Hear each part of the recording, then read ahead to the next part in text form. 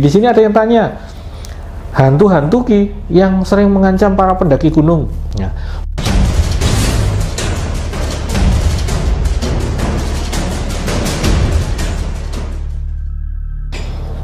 Assalamualaikum warahmatullahi wabarakatuh.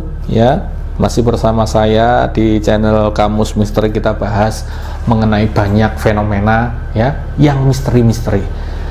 Mungkin kalian sudah pernah menonton, mendengarkan, ataupun melihat kejadian yang ada hubungannya dengan para pendaki ya. Banyak yang bahas juga pendaki hilang itu karena apa, ada ritual mistis di gunung, ataupun semuanya yang unik-unik di gunung, misteri-misteri. Nah, kita akan bahas. Ya, di sini ada yang tanya, hantu-hantu ki yang sering mengancam para pendaki gunung. Ya, mungkin bagi Anda para climbing, sebutannya apa ini? Orang yang suka hiking, orang yang suka mendaki gunung, tentunya pasti paham ya. Kalian merasakan hal-hal negatif itu sudah wajar, paham. Tapi kalau sudah sangat keterlaluan, godaan-godaan, gangguan-gangguan, tentunya Anda merasa risih begitu. Ini kenapa sih saya kok diganggu terus? Nah, siapa yang mengganggu? Ya, tentunya bisa disebut hantu ataupun setan. Apakah semua itu penghuni gunung itu? Ya, bisa jadi memang penghuni gunung tersebut.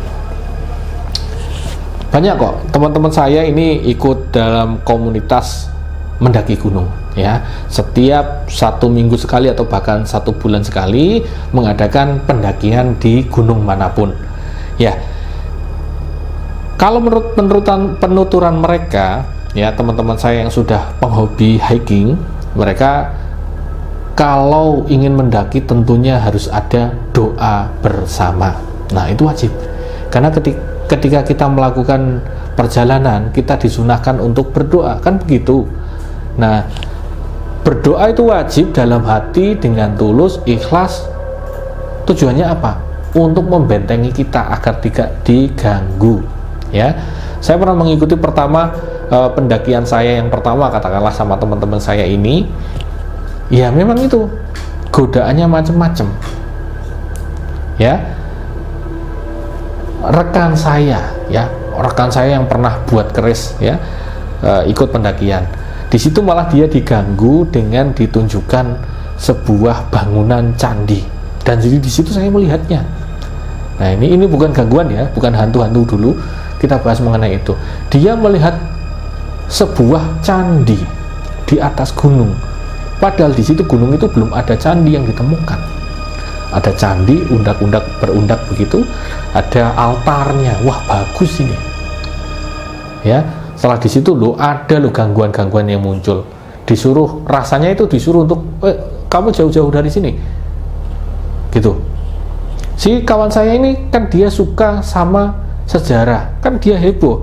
Wah, ini bagus ini, difoto loh, di video tempatnya itu, sudah kerekam, sudah disimpan ya, sudah selesai. Nah, gangguan itu masih muncul di belakang saya, disuruh menjauh, ini tempat saya, kamu jangan di sini.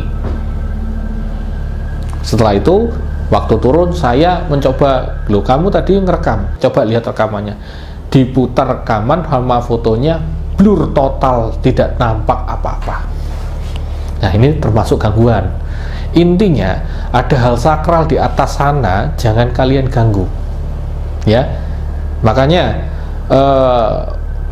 karakter pendaki gunung yang sejati, mereka tidak akan meninggalkan sampah di atas, tidak akan merusak alam di atas ya. Dia hanya menikmati keindahan, mensyukuri kepada nikmat kepada Allah Subhanahu wa taala, semacam itu, tidak pernah merusak-rusak. Mohon maaf, bahkan sampai melakukan zina di atas itu jangan, bahaya sekali. Sini loh, tempat saya di Kudus ya, di Muria sering terjadi gancet ya. Orang yang berhubungan intim di atas gunung tidak bisa lepas. Nah, bisa saja itu karena gangguan tadi, hantu-hantu itu. Karena di situ gunung itu adalah rumah mereka. Gunung Merapi, Gunung Selamet, Gunung Sumbing, Gunung Arjuno, itu adalah salah satu gunung-gunung yang kalau dikata sangat kuat ya, spiritualnya sangat kuat. Gunung Merapi saya contohkan. Gunung Merapi itu kalau kalian berkata kotor, saya yakinkan pasti ada gangguan di atas, ya. Karena di situ ketika kalian mata batin terbuka melihat dimensi lain, di situ bukan gunung yang biasa saja. Ada perundak-undakan, itu istana makhluk gaib. Setiap naik 10 meter ada gerbang, ada makhluk yang menjaga bawa tongkat besar.